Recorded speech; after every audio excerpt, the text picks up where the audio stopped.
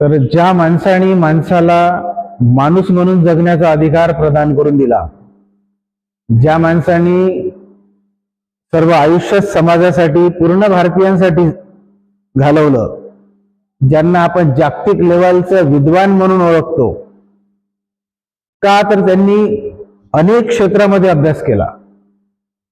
अर्थशास्त्रात मास्टर, राजकारणात पॉलिटिकलमध्ये सर्वात हुशार, एकही क्षेत्र सोडलं नाही. जलतज्ञ, जलनीती बनवण्यात हुशार, कारण मोठमोठे डॅम त्यांच्या काळात झालेले हिरागोंड सारखे, म्हणजे सर्व शेतीमध्ये हुशार, अशा सर्व अभ्यास, सर्व अंगांचा अभ्यास, सर्व विषयांचा अभ्यास, आणि एक माणूस.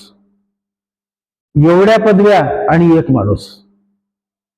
8-8 वर्ष ज्या अभ्यासाला लागतात अशी जी पदवी आहे, BSc पदवी, 2.5 वर्षात कंप्लीट मेरिट.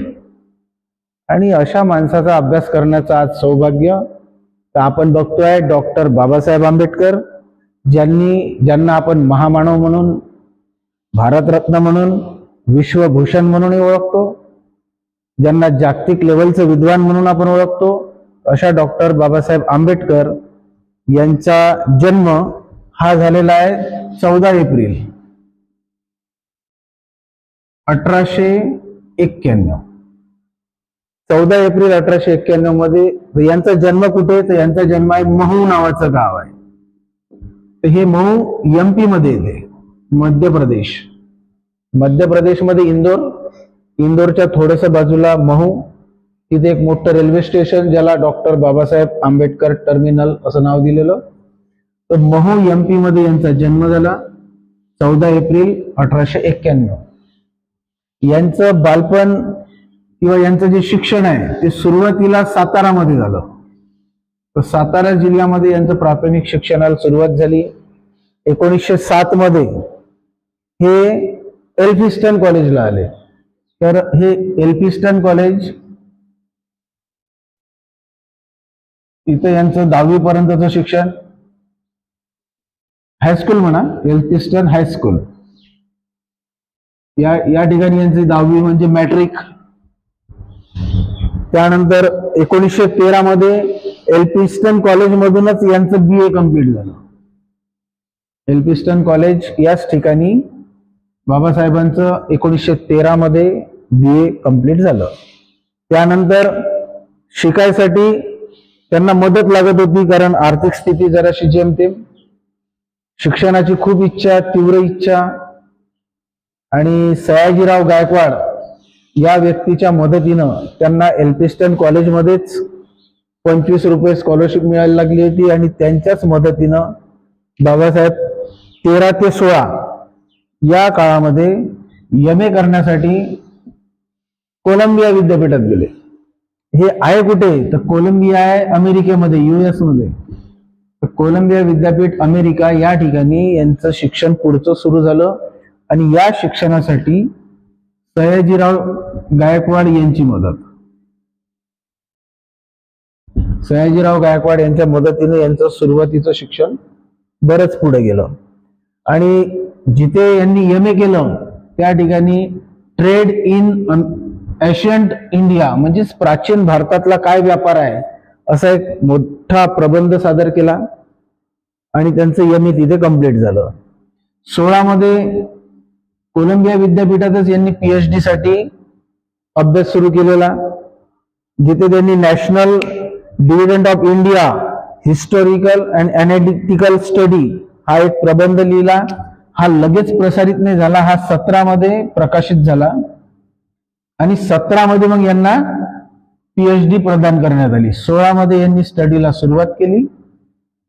17 मध्ये त्यांचा प्रबंध प्रसारित झाला, प्रकाशित झाला. आणि मग 17 मध्ये PhD ची पदवी बाबासाहेबांना मिळाली. 16 मध्येच यांनी लंडन स्कूल ऑफ इकॉनॉमिक्स या ठिकाणी MSc साठी, नाही, लंडन स्कूल ऑफ इकॉनॉमिक्स या ठिकाणी यांचं शिक्षण सुरू झालेलं होतं. तर हे 16 मध्ये PhD घेतात कोलंबिया US मध्ये. 16 मध्येच हे येतात लंडनला. यामध्ये ब्रेक असा पडला होता का इथे त्यांची स्कॉलरशिप बंद पडली. यांना जो काही पैसा येत होता तो पैसा येत नसल्यामुळं, थोडा थांबल्यामुळे यांना कोलंबिया US सोडून मग यांचा प्रवेश यांनी लंडन स्कूल ऑफ इकॉनॉमिक्स मध्ये घेतला.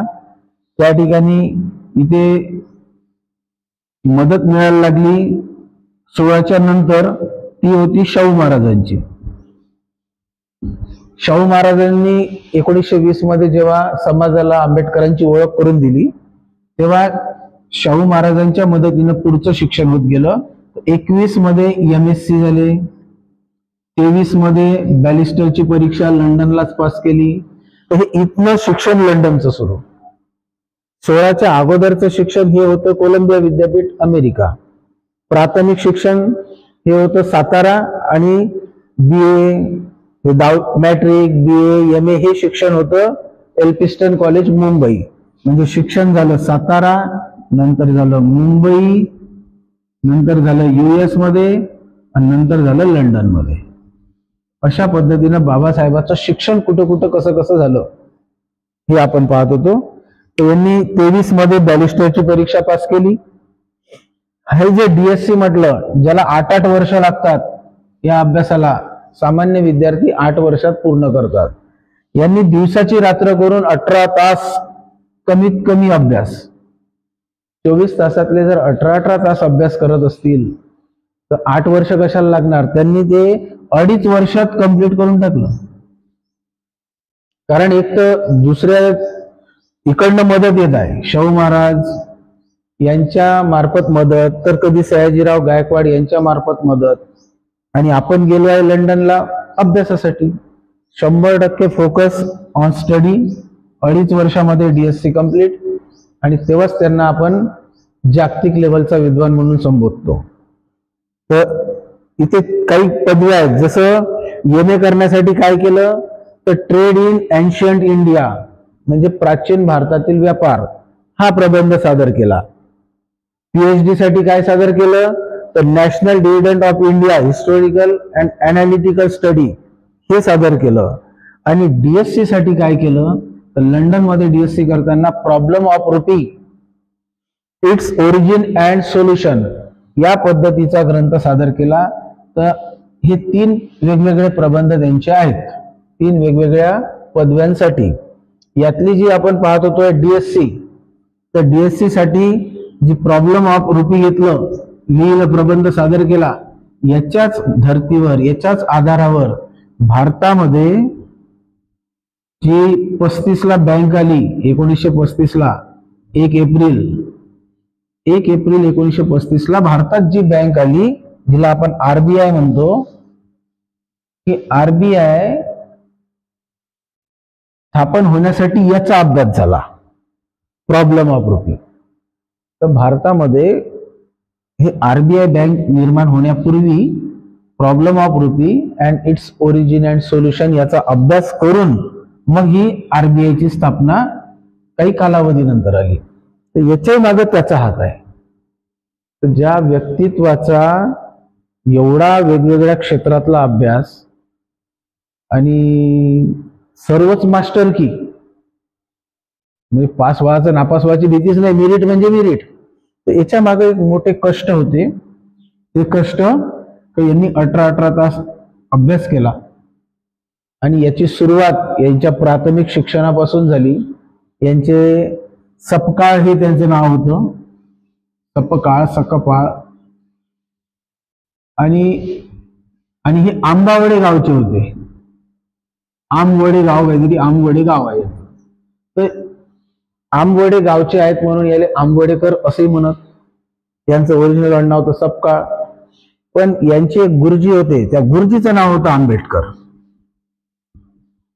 आंबेडकर नावाच्या गुरुजींनी जेव्हा यांची लहानपणी बुद्धिमत्ता ओळखली आणि यांना एल्फिस्टन कॉलेजचा रस्ता दाखवला, तर त्या गुरुजी बद्दलची कृतज्ञता म्हणून बाबासाहेबांनी आंबेडकर हे नाव स्वतःचं आडनाव म्हणून स्वीकारलं.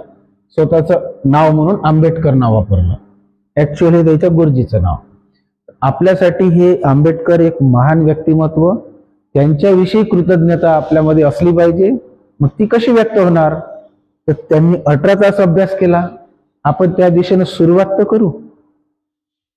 1 तास, 2 तास, 5 तास, जेव्हा आपणही 18 तास अभ्यासासाठी डिव्होटेड राहू, तर माझ्या विचाराने तीच आंबेडकरांबद्दलची खरी कृतज्ञता असेल.